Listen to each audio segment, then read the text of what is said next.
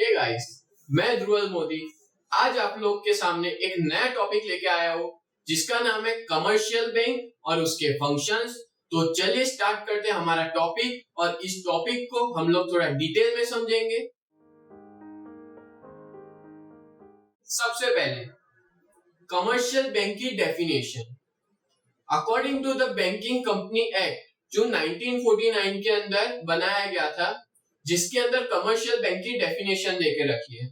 Commercial bank is one which transact the business of banking, that is accepting deposit from the people for the purpose of lending or investment, repayable them on demand or otherwise, and withdrawal by check, draft, pay order or otherwise। जैसे अभी मैंने आपको definition दिखाई screen पे या मैंने अभी जो पढ़ी डेफिनेशन, उसमें बताया है कमर्शियल बैंक एक ऐसा बिजनेस है बैंकिंग का जिसके अंदर एक जगह से लोगों से डिपॉजिट एक्सेप्ट किया जाता है और किस पर्पस से, वही डिपॉजिट को वो लोग लैंडिंग करेंगे या तो फिर इन्वेस्टमेंट करेंगे। और लैंडिंग का मतलब होता है लोन प्रोवाइड करना। रिपेबल ऑन डिमांड, जब भी जो डिपॉजिटर है वो डिमांड करेगा तो वो जो डिपॉजिट होगा उनको वापस उनकी डिमांड के हिसाब से दे दिया जाएगा। और उसको हम लोग विड्रॉ भी कर सकते हैं। किस वे में विड्रॉ कर सकते हैं? By the way of cheque, draft, pay order, otherwise में बहुत सारी चीजें आ गई, जैसे डेबिट कार्ड है, क्रेडिट कार्ड है, नेट बैंकिंग है, अलग अलग चीजें आती है जो आज की डेट में अवेलेबल, अलग अलग सर्विसेज अवेलेबल हो चुकी है। यहाँ पे एक मीनिंग बताना चाहूंगा, a commercial bank is a business unit which provide the banking service for profit. ये टोटली बिजनेस है जो अपनी बैंकिंग सर्विस प्रोवाइड करता है।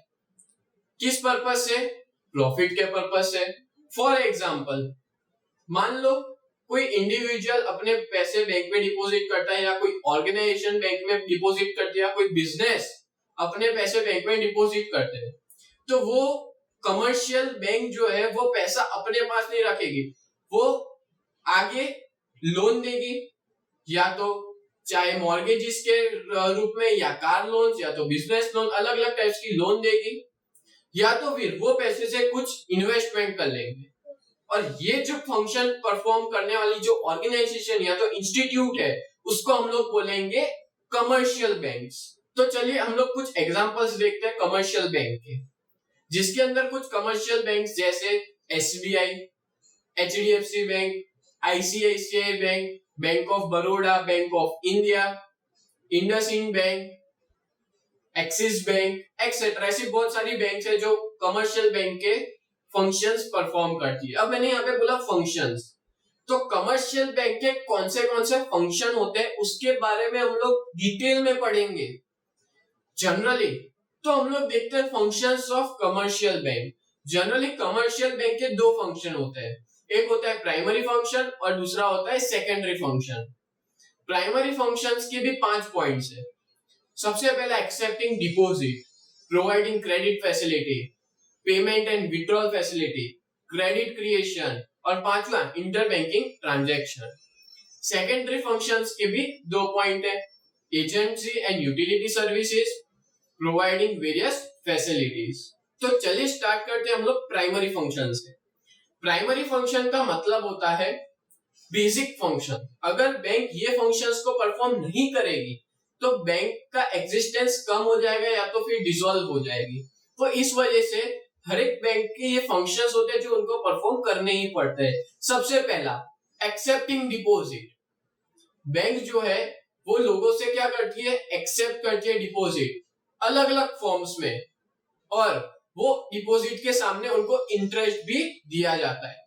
जनरली जो डिपॉजिट्स होते हैं वो 3 टाइप्स के होते हैं, current account deposit, saving account deposit and fixed deposit, या तो फिर लॉन्ग टर्म डिपॉजिट हम लोग जिसको कहते हैं। सबसे पहला उसके अंदर है a current account deposit. Current account जो होता है वो हम लोग बिजनेस के नाम पे ओपन करवा सकते हैं या कोई फर्म के नाम पे, या तो फिर कोई इंडिविजुअल अपने नाम पे करंट अकाउंट को ओपन करवा सकता है। करंट अकाउंट के अंदर हम लोग एक दिन के अंदर नंबर ऑफ ट्रांजैक्शंस कर सकते हैं, कब कितना भी पैसा हम लोग विड्रॉ कर सकते हैं और कितना भी पैसा हम लोग डिपॉजिट कर सकते हैं। ये जो कस्टमर्स होते हैं, जो भी करंट अकाउंट डिपॉजिट होल्डर्स होते हैं, मतलब वो बैंक के कस्टमर्स जो होते हैं जिनका करंट अकाउंट होता है, उनको चेकबुक देने में आती है और उसके ऊपर कभी भी कोई इंटरेस्ट नहीं लगता। जो करंट अकाउंट डिपॉजिट होल्डर्स होते हैं उनको बहुत सारी अलग अलग सर्विसेज भी प्रोवाइड होती है। तो बहुत बार ऐसा भी होता है कि बैंक उसके चार्जेस लेती है। करंट अकाउंट डिपॉजिट होल्डर से क्या लेती है? चार्जेस, अलग अलग सर्विस प्रोवाइड करने के। जो करंट अकाउंट डिपॉजिट होल्डर होता है उसको ओवरड्राफ्ट फैसिलिटीज भी अलाउड है, मतलब बैंक में जरूरत से ज्यादा पैसा ट्रांसफर कर सकते हैं ये अकाउंट को यूज करके। फॉर एग्जांपल, मेरे पास 1 लाख रुपीस है और मेरे को पेमेंट करना है 1,20,000, तो मैं पेमेंट कर पाऊंगा, बट जो 20,000 है वो एक्स्ट्रा ओवरड्राफ्ट फैसिलिटी जो है वो मेरे को करंट अकाउंट में अवेलेबल रहती है। नेक्स्ट है भी सेविंग अकाउंट डिपॉजिट, जो आप सब लोग का है ही, आप सबको पता ही है। सेविंग अकाउंट मतलब एक ऐसा अकाउंट जो शॉर्ट पीरियड के लिए होता है, बट हम लोग लॉन्ग टर्म के लिए रखते हैं तो उसमें कोई प्रॉब्लम नहीं है, और उसके अंदर हम लोग को इंटरेस्ट जो है वो थोड़ा कम मिलता है, और इसके अंदर हमको चेक और विड्रॉल स्लिप भी दी जाती है, हम लोग उससे विड्रॉ भी कर सकते हैं।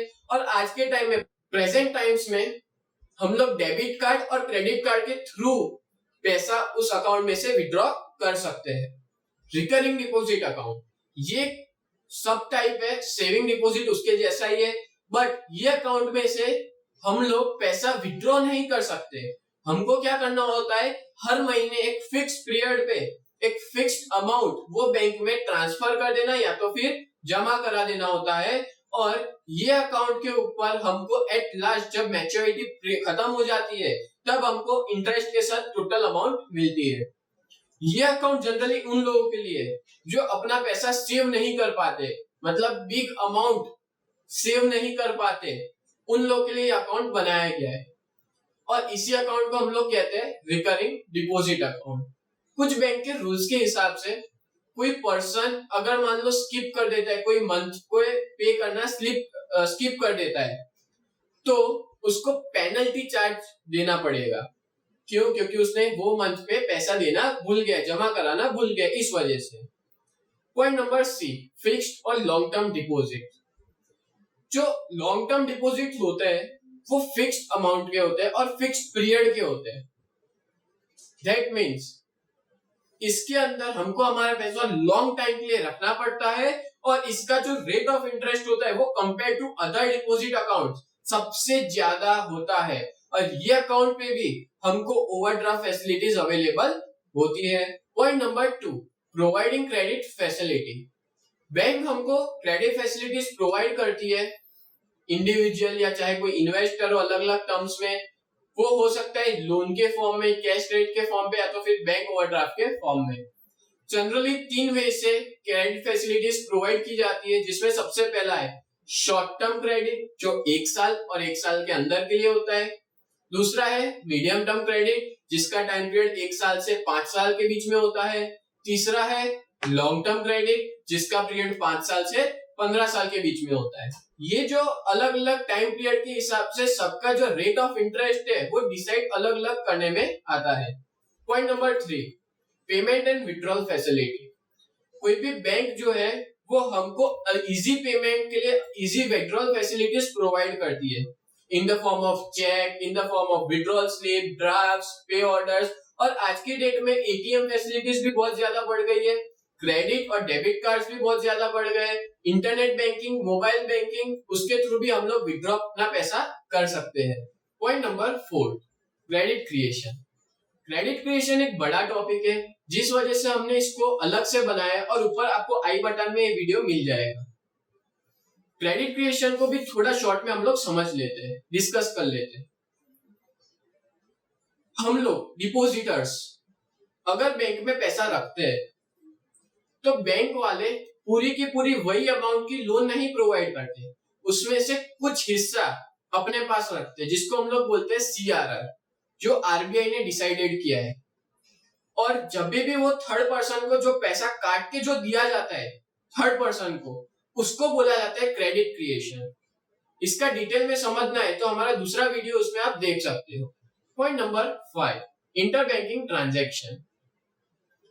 Bank provide short-term and long-term credit to another bank from time to time. Short-term credit is provided by one bank to another bank through the central bank is called call money, and the rate of interest on call money is called call money rate. That means अगर मान लो कोई bank को short term के लिए या तो long term के लिए पैसों की जरूरत पड़ती है, तो वो बैंक क्या करेगी, आरबीआई के पास नहीं जाएगी, वो दूसरी बैंक से मदद मांगती है पैसों की। और एक बैंक दूसरी बैंक को शॉर्ट टर्म के लिए हेल्प देता है, जो पैसे देता है उस पैसे को हम लोग बोलेंगे कॉल मनी, और उसके ऊपर जो इंटरेस्ट चार्ज किया जाता है उसको बोला जाएगा कॉल मनी रेट। और इसी पूरे कंसेप्ट को हम लोग बोलते हैं इंटर बैंकिंग ट्रांजैक्शन, जिसमें एक बैंक दूसरे बैंक से मदद मांगती है और पैसा ट्रांसफर करती है और सामने इंटरेस्ट लेती है। नेक्स्ट है point number B.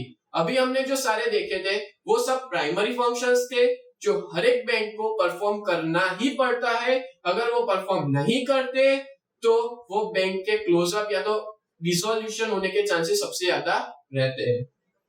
Point number B, secondary और other functions of commercial bank. Point number 1, agency and utility services. Bank बहुत सारी अलग अलग फैसिलिटीज प्रोवाइड करती है, जिसमें से एजेंट बैंकिंग फैसिलिटीज भी उसको कस्टमर को प्रोवाइड की जाती है। एग्जाम्पल, बैंक है जो as a mediating agent work करती है कोई इंपोर्टर या एक्सपोर्टर के बीच में। फॉर एग्जाम्पल, मान लो कि एक इंपोर्टर है और एक एक्सपोर्टर है। एक्सपोर्टर गुड्स बेचता है, इंपोर्टर पेमेंट भेजता है। तो इंपोर्टर क्या एक्सपोर्टर के पास पेमेंट लेने जाते हैं उसकी कंट्री में? नहीं, वो लोग बैंक को बीच में एज ए मीडिएटिंग एजेंट रखते हैं। और बैंक क्या करता है, as a letter of credit issue करता है इंपोर्टर के बिहाफ में एक्सपोर्टर को। मतलब ये विश्वास देता है कि जब गुड्स आ जाएगा तब उनको मतलब एक्सपोर्टर को पैसा मिल जाएगा। तो ऐसी अलग अलग बहुत सारी फैसिलिटीज जो है वो बैंक प्रोवाइड करती है, जिसमें से एक और सर्विस प्रोवाइड करती है बैंक जिसको बोलते हैं अंडरराइटिंग सर्विसेज। अलग अलग बिजनेसेस को अंडरराइटिंग सर्विसेज प्रोवाइड की जाती है। अंडरराइटिंग सर्विसेज का मतलब होता है, फॉर एग्जांपल कोई बिजनेस है जो अपने शेयर्स मार्केट में इश्यू करता है, तो उस टाइम पे अंडरराइटिंग सर्विस बैंक प्रोवाइड करती है। मतलब उनके शेयर्स को मार्केट में सेल्स करवा के देने का काम उस बैंक का होता है। वो बड़े अमाउंट में स्टॉक खरीद लेती है और बाद में धीमे धीमे करके वो शेयर्स को बेचती है। नेक्स्ट पॉइंट, बैंक हमको टैक्स चालान पे करने की भी फैसिलिटी प्रोवाइड करता है।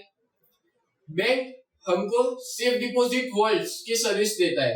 मतलब उसके वहां पे जो वॉल्ट्स होते हैं आपके पेरेंट्स के या तो आप लोगों के बैंक के अंदर जो सेफ डिपॉजिट वॉल्ट्स होते हैं, ठीक है, लॉकर जिसको हम लोग कहते हैं, उसके लिए हमको उसके चार्जेस भी पे करने पड़ते हैं। बट हम लोग वहां पे हमारे प्रीशियस ज्वेलरीज या तो जो कोई डॉक्यूमेंट्स है या पैसे है वो हम लोग वहां पे रख सकते हैं। Point number 2, provide various facilities with changing time. Banking एक इवोल्यूशनरी कंसेप्ट है। आज के टाइम में, प्रेजेंट टाइम्स में, बैंक के थ्रू एक कस्टमर अपने दूसरे कस्टमर को इलेक्ट्रॉनिक ट्रांसफर कर सकता है through use of facilities like NEFT और आरटीजीएस। एनईएफटी मतलब होता है नेशनल इलेक्ट्रॉनिक फंड ट्रांसफर, और real time gross settlement RTGS का फुल फॉर्म है। और ये सब चीज सिर्फ एक ही चीज की वजह से पॉसिबल हो पाई है, जिसको हम लोग बोलते हैं core banking, centralised online real time exchange. जो हर एक बैंक के जो कंप्यूटर्स होते हैं वो सारे के सारे एक दूसरे से कनेक्टेड होते हैं, जुड़े हुए होते हैं, सेंट्रलाइज्ड होते हैं। और भी फैसिलिटीज प्रोवाइड की जाती है बैंक के द्वारा।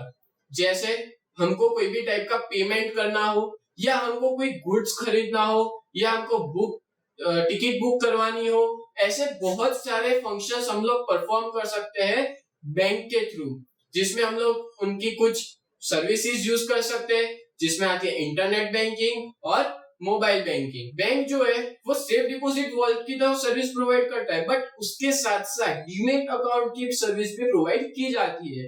डीमेट अकाउंट का मतलब होता है डीमटेरियलाइजेशन अकाउंट। ये अकाउंट के अंदर हम लोग शेयर्स या डिबेंचर या बॉन्ड्स परचेज या सेल इजीली कर सकते हैं, ठीक है। और कोई भी इलेक्ट्रॉनिक फॉर्म में शेयर्स, डिबेंचर्स, बॉन्ड को परचेज सेल करना वो सिर्फ एक ही चीज के थ्रू हो सकता है जिसको बोलते हैं डीमेट अकाउंट। और ये जो डीमेट अकाउंट होता है वो कौन प्रोवाइड करता है हमको? बैंक। तो आज हमने इस वीडियो के अंदर मेन दो फंक्शंस देखे कमर्शियल बैंक के। एक था प्राइमरी फंक्शन जो बैंक को परफॉर्म करना ही पड़ता है, और दूसरा था सेकेंडरी फंक्शन जो एक ऑप्शनल है, नहीं प्रोवाइड करेगी तो बैंक बंद नहीं हो जाएगी, बट बैंक फिर भी उसको प्रोवाइड करती है। उम्मीद है आप सबको ये वीडियो समझ में आया होगा। अगर आपको अच्छा लगा तो लाइक, सब्सक्राइब और शेयर जरूर करिए। Thank you.